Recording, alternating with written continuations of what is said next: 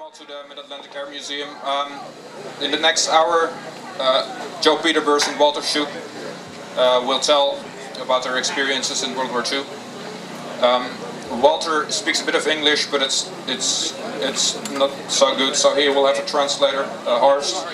I hope you all enjoy this. Thank you.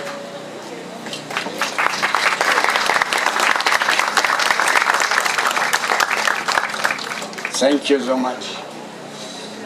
Good morning. I'm Joe Peterburs, the Mustang pilot that shot down my good friend Walter Shuck on the 10th of April 1945. And I want to thank you all for coming to this beautiful air show and on a beautiful day. And I'd like to tell you just a little bit about our encounter. On the 10th of April 1945, I was assigned to the 20th Fighter Group of the 55th Fighter Squadron flying out of Kingscliff, England. I was on my 49th mission and we were escorting B-17s 450 to targets in the Oranienburg, Germany area, which is near Berlin. Everything was going well. We got to the target and the bombers opened their bomb bays, and just as the toggleiers were toggling their bombs, we got hit by a swarm of ME262, the German turbojet. And amongst those 262s was Walter Shuck. Now Walter Shuck and his unit received warning, of course, that the bombers were coming through their early warning system, and they scrambled to meet the bombers. Walter had already hit one division of bombers and blew up two of them. I was flying high cover, and I saw him coming in on his third B-17, which he blew up, and then he was going in for his fourth, and I was just about on his tail, and he blew it up, and then I came in on the 6 o'clock position, firing my 650 calibers, and started seeing some hits in his left engine. Walter was out of ammunition by this time, and he had made a hard going down to the deck. And I followed him all the way down to about 3,000 feet, and he disappeared into some low clouds, and he disappeared. And to me, I just turned off and broke off my chase. Well, Walter, thinking that I was going to follow him and pick him up at the other end of the clouds, he made a sharp 90-degree turn and to avoid me. And during this period, his engine started to disintegrate, resulting from the damage that I had caused, and he eventually had to bail out. I, breaking off the chase, went to, I saw a airfield that was just loaded with German aircraft, and what can a fighter pilot do when he sees hundreds of aircraft on the ground? He starts strafing. Well, I started strafing, and being the only one in the target area, all the guns were, of course, concentrated on me. I made 3 more passes than any sane white fighter pilot would do. I made about 5 passes, being hit on the last 3.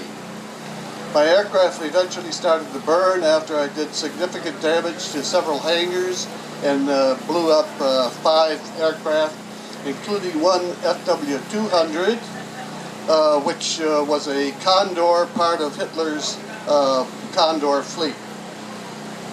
I pulled up to about 10,000 feet and was able to make it back to Berg, which is about 80-90 miles from Berlin. And finally, at about 300 feet, had to bail out.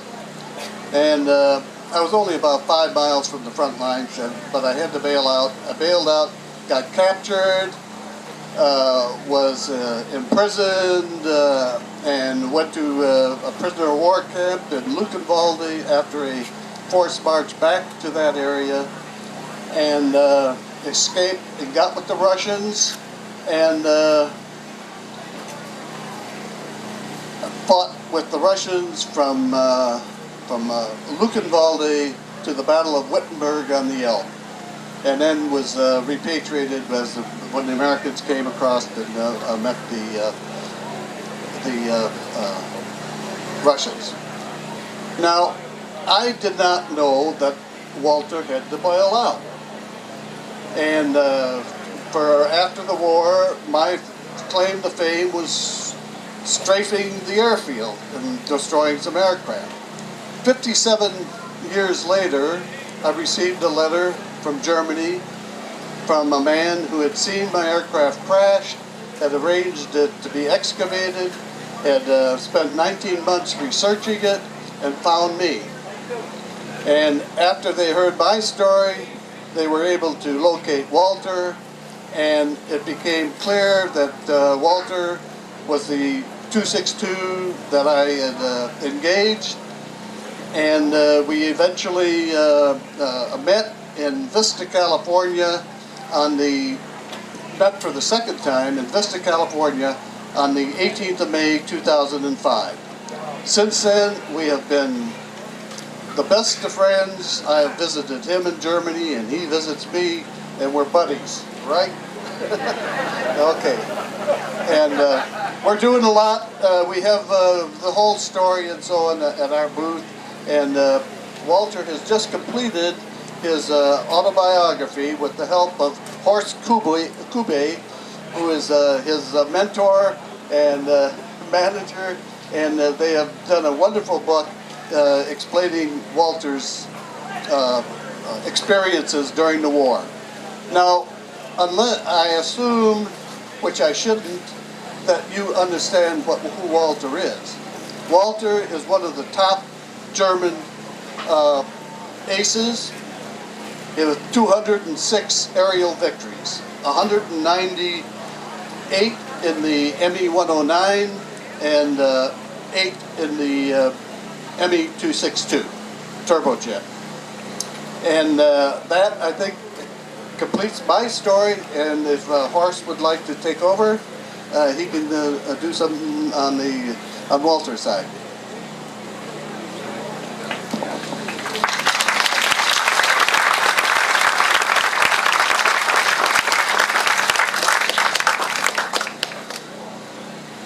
Hello, I speak for Walter because I'm sorry his English is not so good. He can say hello and I want a beer. He say pay attention instead of well, you're welcome. So he mixes some words, but this doesn't matter. I'm at his side and I try to answer your questions if you have. The most of the story already Joey had told. It was a great story. Thank you, Joe, for that. And I'm waiting for your questions, whatever you want to know from Walter personally. I try to give you answers for that. If I don't know, I ask him and translate it to you, okay? If there's someone speaking German, you also can talk direct to Walter in German language. Yes, sir? Give us some background A background of... fighting against. Yeah, okay, a short background. He started his career when he was 16 years old. He wanted to become a pilot, but first he wanted to become a reconnaissance flyer, not a fighter, not for shoot down other aircraft, just because he was very interested in the Dornier Do-17 or in the Junkers Ju-86, which was fascinating for him at that time. The plane with diesel engines. This was very, very new at that time in the mid-30s. So his father said, "My dear son, when you now join the Reichswehr, when you now go to the army, you can choose where you go. when you want to go to the Air Force, you can choose. If you wait too long, they will draw you to the infantry. Are you interested in the infantry? He said, no, never. So, okay, that's the reason why he went very early, when he was 16, and they overtook him. We call that Reichsarbeitsdienst, which was every young man had to work half a year or 1 year building for buildings, for doing diggings and built on the Reichsautobahn, you know the Autobahn. And after that, there comes the military training, and it was a very long training for many years.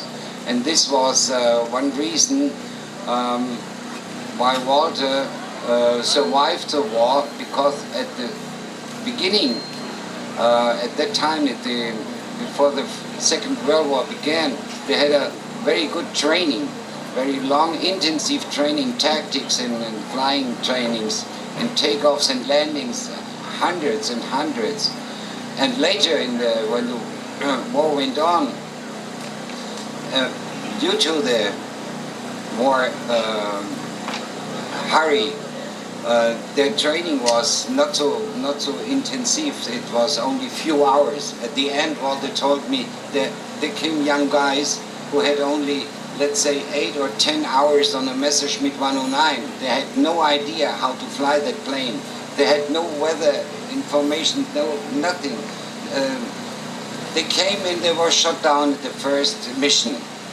Okay, then Walter was at different places with his unit. He was first in the GJ3, going to Poland, but not for combat. Then he went to France, to the Abbeville boys, maybe you know that, and then he was near the Channel, at the Channel, French Channel, but not in combat. Then they were going to Denmark, always was no combat with this unit. They called that Ergänzungsjagdgeschwader, which was a unit who only when the squadrons were diminished, too many were fallen, then these people came to combat. But at that time it was not necessary.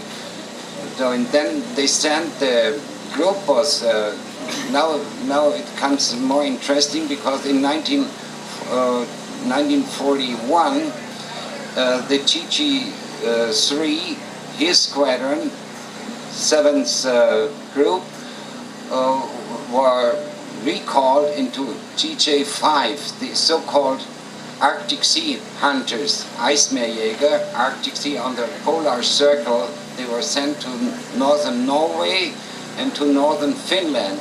And at this time there was a small area between Finland and Russia.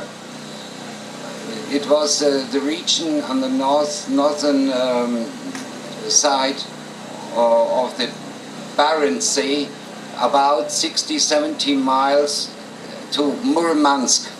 Murmansk is was one of the capital, or is still one of the capitals in the northern Russia. And Murmansk was excuse me, first I want to say, they were sent in the beginning of 1942. And he arrived Petsamo in Finland, northern Finland, in April 42. And then slowly his career started. He had his first shutdown on the 15th of May 1942. And they fought against the Russians. The Russians at that time, at the beginning, they had the old Ratas, you know, the one with the double-deckers, which were they had no chance against the Messerschmitt 109. But then later they had more dangerous aircrafts, as the Kitty Hawk or the Hurricane, the Era Cobras, which were land-leased aircrafts sent from America to the Russians, and they were sent by convoys over the North Pole to Murmansk, because Murmansk was the only ice-free harbor the Russians had on the North Pole. And from there, when the convoys were unloaded, the aircraft were sent to other points in Russia, Stalingrad and Moscow and so on, and they had to fight against these convoys, including the bombers KT-30, where Hajo Hermann was flying, with the U-88s or Hangels 111. They had to protect and escort the Stukas, because the Stukas were very slow, but also the land-leased aircraft, as the Era Cobras or Kitty Hawks or Warhawks or the Hurricanes, especially the Hurricanes, they were not so quick. There were they had no problems with that plane. Especially when the new models of the 109 came after the 109E type, there came the F type with round wingtips. They were more maneuverable, they were quicker, they had more horsepower. And then came the G series, and they had always the advantage against the Russians. Also, when the Russians built their own planes, the Yaks and the Laks and the MiGs, they were more dangerous. They had a very good constructions, the Russians, at that time. But they were well trained, the guys there. They had also an experten group, a special group of the GG5. There was a 6 Staffel, Staffel number 6. They had Weistenberger, Erler, they had Rudolf Müller. They had a lot of Night Cross holders in their special group. And they were superior to the Russians, especially not only from the planes, but because the Russians, they had not that good training. But they had masses of aircrafts, hundreds and hundreds and thousands. When they were sinking the convoys, the next convoy came. And then when they shoot down 5 or 10 within one mission, then there came the next 50 or 100. You know what I mean? The mass, it was too many. And on the other side, there was heavy fights in the so-called Reichsgebiet, or on the other Frontabschnitt, the other places of the war. So he told me very often, he thinks they were forgotten at this northest point of the world. They forgot to send them the spare part. They sent them worn and torn aircrafts. They sent them aircraft where the bullets from the last fights over the Reichsgebiet were still in there. They were just quickly repaired, and that's it. And they called them, after some times they called him, "You are the trash of the Luftwaffe, because you always get the worn material." But they fought, and they were young, and they say they didn't say it's for our home country. They did not say that every day. They say, "I do it for my comrade, because if I don't pay attention, my comrade, he will fall. He will be the one they shoot down." And this was one sentence of Walter Shuck, which impressed me very much, is when he was asked how he could endure all these all the situations there. You must imagine that they had until May or June, it was cold, very cold, icy cold, and they had long summers, 24 hours a day sunshine. This was the most from mid of July until end of August. They had 24 hours sunshine, the midnight sun. The sun wouldn't go down. This was very hard, and the winter came very early, in end of September, beginning of October. It was 24 hours dark. So these differences from the from the normal day use, they hold together very tight. That Kameradschaft steht über allem. You are my comrade. And the most, when he was asked, how could you endure that? They say, Kameradschaft steht über allem. Over, above everything, above every politician and above every other thing except family. Kameradschaft, Kamerad, you're my comrade and I do everything for you. And I expect that he does the same for me. And this was the reason why they could why they were successful and why they could endure everything. So when Walter is asked why, when we see in your book, you shoot down on one day 12 Russian, how could you do that? He said it's not in one day, it's within 24 hours because this was in summertime and the sun doesn't go down. So he shot down 12 in one day, in 24 hours. But he has in his list 6 or 7 or 8. This was normal. And when you ask him how, we don't believe that, how could you do it? He says, look, they came in, the Russians came in always in the same formation, always in the same hate. We knew how they come to us, in which hate and in which formation, and they came in very close together.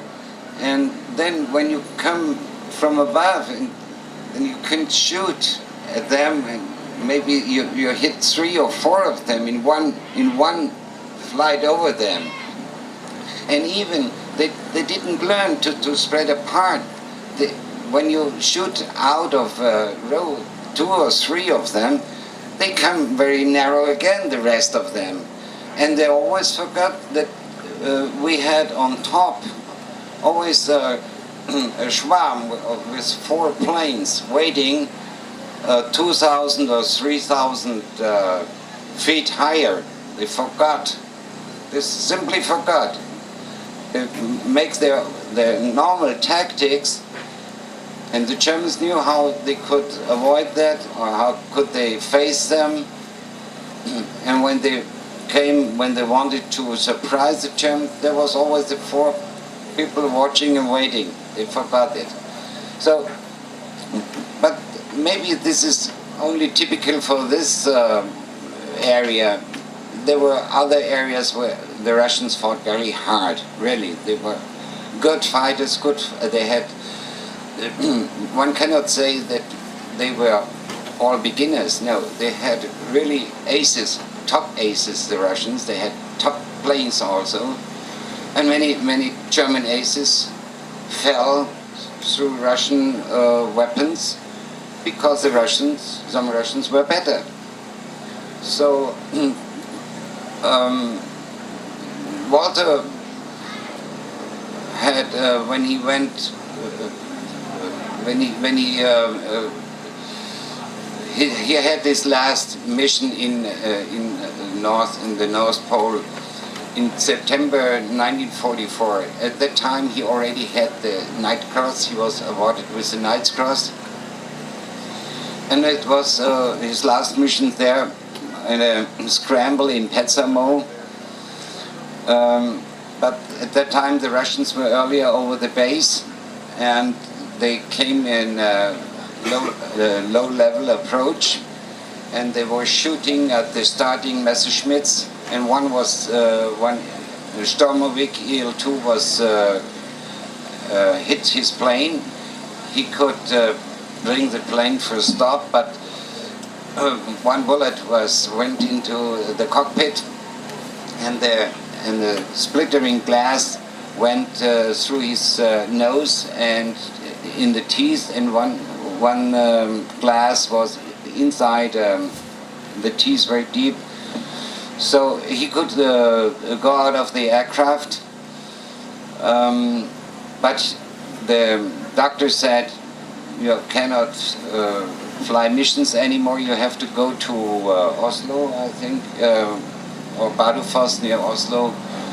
There's a specialist who takes you this out from these. Otherwise, if you don't do it, you will have problems, especially when you have the oxygen mask or when you are in great heat. So you have to repair that. And this was on 30th September of 1944, when he was there for recovering. He got a telegram from Adolf Hitler that he was awarded with the oak leaves to the Knight's Cross, and that he had to come to Berlin for the award ceremonies, which took place on 7th of November 44. And this was the first time that not Hitler personally made the ceremony. It was the first time that Goering did it. You know, Hermann Goering was also called Hermann Mayer. You know the story why? I think you know. Yeah. For those who do not know why he was called Hermann Mayer, Mayer is a very common name in Germany as Smith. So in 1993, 39 or 1940, he said very proud, "My name will be Hermann Mayer if one American bomb will fall on our towns." He said that. So, right? You all have the pictures in mind? That's what not bombs.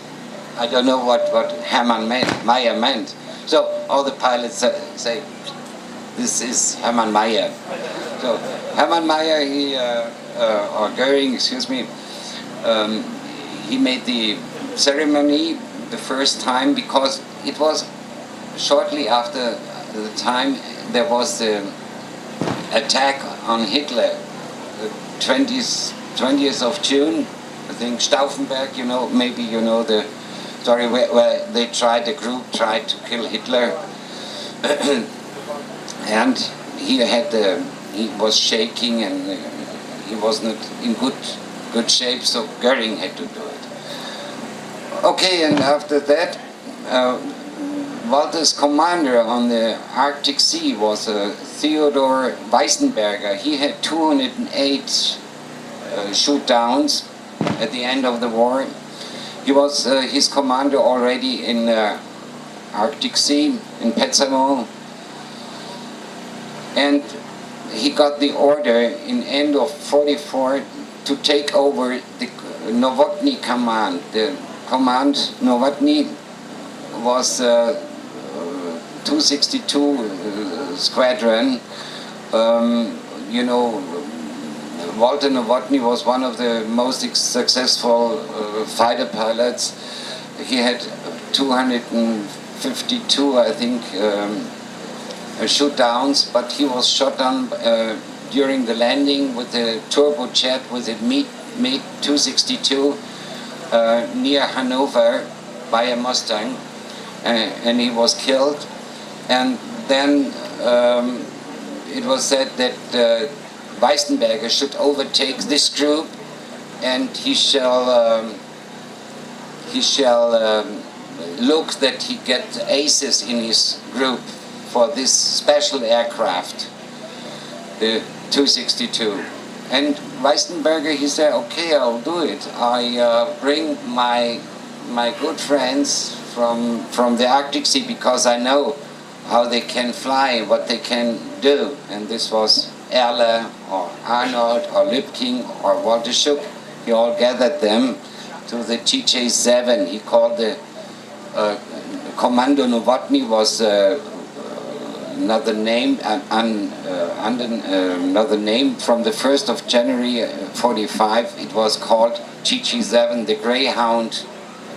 Okay, the Greyhound Squadron. And Walter was invited on the 31st of December 44 from Weisenberger in Langenselbold, it is near Hanau, Frankfurt region, for his marriage, to be a marriage witness. And at that opportunity, Walter talked to his commander. Couldn't it be that you call me to your unit? I'd like to fly the 262. I heard such a marvelous thing about this plane, and can't you arrange? He said, everything is already done. Don't worry, you come to my unit. But you were very expensive. I had to give 3 other officers away to get you. So he said, thank you very much. And he looked much forward to this event that he was called there. But first he had to go back to Norway. At that moment, Finland already had broken with Germany. Before they were a friend, and then Finland saw Germany is losing the war. They wanted to come closer with the Russians to get better conditions. Instead of losing totally, they say no, you have to go out from Finland, you Germans now, and they kicked them out. With other words, they kicked the Germans out, and so there was only Norway for the Germans to stay, and several places from Banak Alta in the north until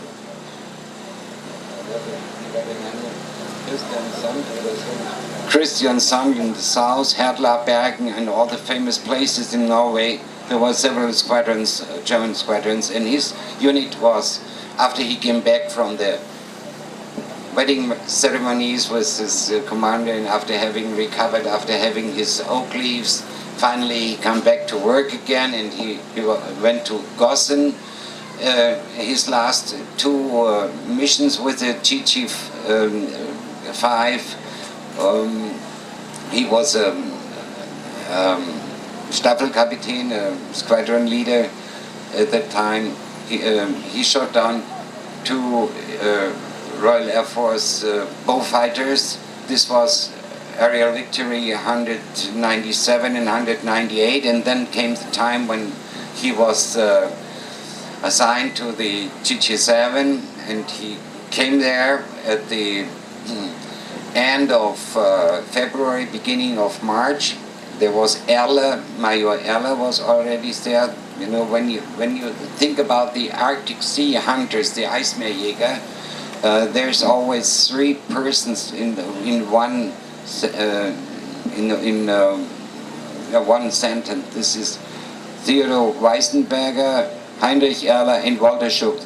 They together, at the end of the war, they had over 600 confirmed victories. Weisenberger 208, Erle 208, and Walter 206. And I say confirmed victories. They were all confirmed, and this was a real procedure to get a confirmed victory, to get a victory confirmed. It was not so easy. Okay, I saw it. Yes, did you see it? Yes, I saw it too. So you get, no. Several forms you have to, and several witnesses were necessary. It was very hard to get a victory confirmed. There were also black sheets on the sheeps, you see, Schafe, sheeps, yes, who tried to cheat, who tried to catch some air victory. I think in all nations, but in the book we have every victory from the first till the last is documented with the fights and everything. So let me go back to the point when Walter arrived at the GJ7. Around, they were lying around the Berlin area in Brandenburg-Brest.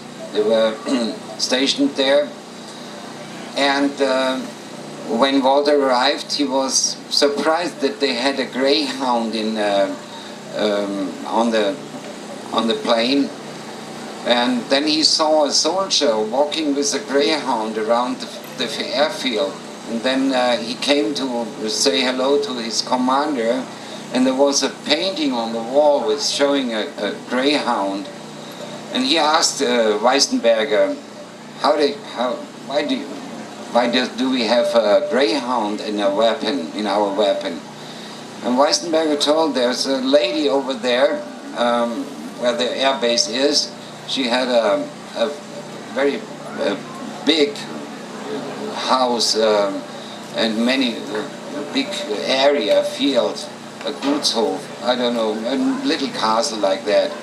And she had 2 greyhounds. And when the pilots came, took over this airfield, the greyhounds came to the soldiers, and they were petted, and they got food there, and they were walked around, and in the evening they brought them back to the house of that lady. But 5 minutes later they were again at the pilots. They didn't want to leave. And this went a while. The soldiers bring them there, they came back, bring them there, came back. And then the lady said, I see, my dogs, they don't want me anymore, they will stay with you. I make you a present, look for them. And that's why Weisenberger say, okay, we have a greyhound in our weapon. So now I come to the point when maybe you want to know how the training was coming from a piston engine aircraft to a turbo aircraft. You can imagine that's a big difference from a 1-motor piston engine to 2 turbos, 2 turbojet. So the piston engine you can easily regulate when you want to slow down. You take away the gas, and then it stops. Not immediately, but with the turbos, they push you. You're pulled by a piston engine. It draws you. But the turbos, they push you. And especially by the maneuvers. Walter was trained very, very excellent on the 109, and he could do things with the 109 the other cannot imagine, because he had so many hours on that. And he knew his bird very good, but he didn't know how the reaction of a turbo is. And he asked Weisenberger, his commander, how do we train? I have not seen a double-seater. Weisenberger said, no, we have no double-seater. So how can I be trained on that jet? He said, okay, you stand beside the airfield and look how the others do it. That's true. And he stood there 5 days beside the airfield looking and thinking about, this is the point where they take off, this is the point how they come in. Okay, I see, he writes me, I have to come to the end, I'm sorry.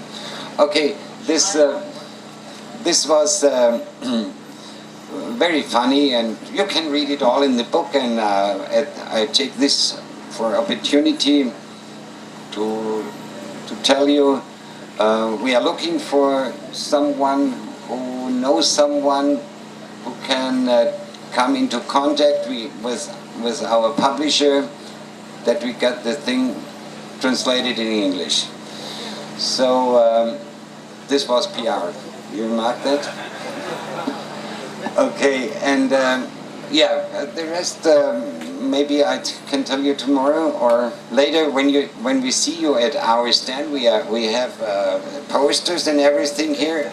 He has a book there Joey, you can buy for small money. We await you in the hangar and say thank you to you. Thank you very much for your attention. Excuse me that I was so long.